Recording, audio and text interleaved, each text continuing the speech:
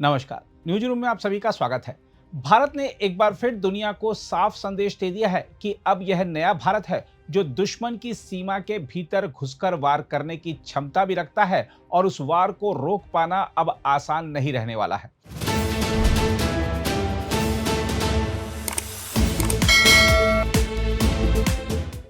हम आपको बता दें कि ओडिशा तट के पास डॉक्टर अब्दुल कलाम द्वीप से भारत ने स्वदेशी लंबी दूरी की लैंड अटैक क्रूज मिसाइल का सफल परीक्षण करके सामरिक ताकत के उस नए अध्याय का उद्घाटन कर दिया है जिसने चीन और पाकिस्तान दोनों की सैन्य रणनीतियों की नींद उड़ा दी है। रक्षा अनुसंधान और विकास संगठन द्वारा विकसित इस घातक मिसाइल ने साबित कर दिया है कि भारत निर्णायक जवाब देने वाली शक्ति बन चुका है। करीब 1000 किलोमीटर से अधिक दूरी तक हमला करने में सक्षम यह मिसाइल दुश्मन के सबसे संवेदनशील सैन्य ठिकानों, कमान केंद्रों, रडार अड्डों और हथियार भंडारों को कुछ ही मिनटों में तबाह कर सकती है। सबसे खतरनाक बात यह है कि यह मिसाइल किसी सामान्य बैलिस्टिक मिसाइल की तरह सीधे रास्ते पर नहीं चलती। यह धरती की सतह के बेहद करीब उड़ान भरते हुए पहाड़ों, घाटियों और भूभाग की बनावट का इस्तेमाल करती है। यही कारण है कि दुश्मन के रडार इसे आसानी से पकड़ नहीं पाते और जब तक पता चलता है तब तक विनाश सामने खड़ा होता है।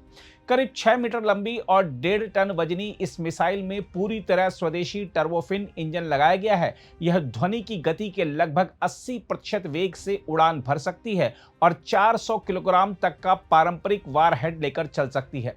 इसे भविष्य में जमीन आधारित मोबाइल प्रक्षेपक, युद्धपोतों और हवाई मंचों से भी दागे जाने की तैयारी है।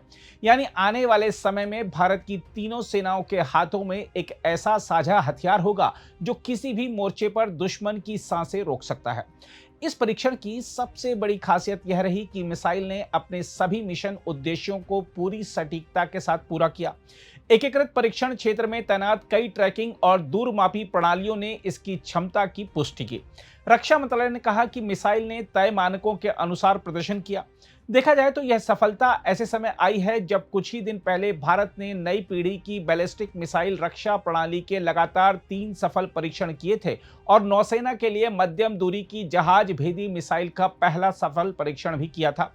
इसका सीधा अर्थ है कि भारत अब केवल हमलावर हथियार ही नहीं बना रहा बल्कि दुश्मन के हमलों को हवा में ही खत्म करने की तैयारी भी पूरी कर चुका है। यानी रक्षा और आक्रमण दोनों मोर्चों पर भारत तेजी से आत्मनिर्भर सैन्य शक्ति बन रहा है।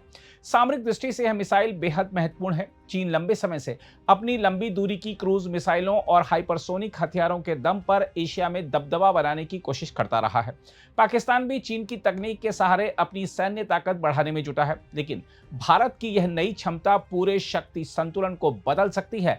अब भारत के पास ऐसी मारक क्षमता है जो दुश्मन के भीतर गहरे स्थित ठिकानों को बिना सीमा पार किए नष्ट कर सकती है। युद्ध की स्थिति में यह मिसाइल दुश्मन की वायु रक्षा प्रणाली, संचार केंद्र और सैन्य कमान को शुरुआती चरण में ही ध्वस्त कर सकती है।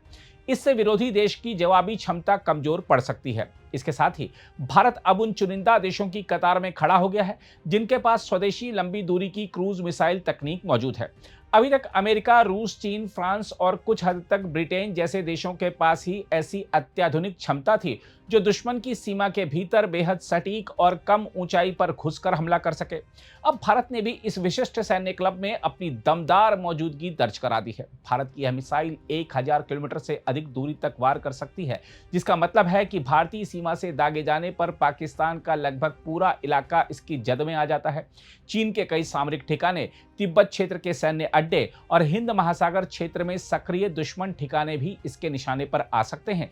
इतना ही नहीं, बांग्लादेश, म्यांमार और हिंद महासागर के कई हिस्सों तक इसकी पहुंच बनती है। तुर्की सीधे भारतीय भूभाग से इसकी सामान्य मारक सीमा में नहीं आता, लेकिन यदि भविष्य में इसे नौसैनिक मंचों या हवाई मंचों पर तैनात किया गया तो भारत की प्रहार क्षमता का दायरा और अधिक व्यापक हो जाएगा। यही कारण है कि इस परीक्षण को केवल एक सैन्य उपलब्धि नहीं बल्कि पूरे एशियाई शक्ति संतुलन को बदल देने वाली रणनीतिक छलांग माना जा रहा है। साथ ही रणनीतिक स्तर पर यह परीक्षण आत्मनिर्भर भारत अभियान के लिए भी ऐतिहासिक माना जा रहा है।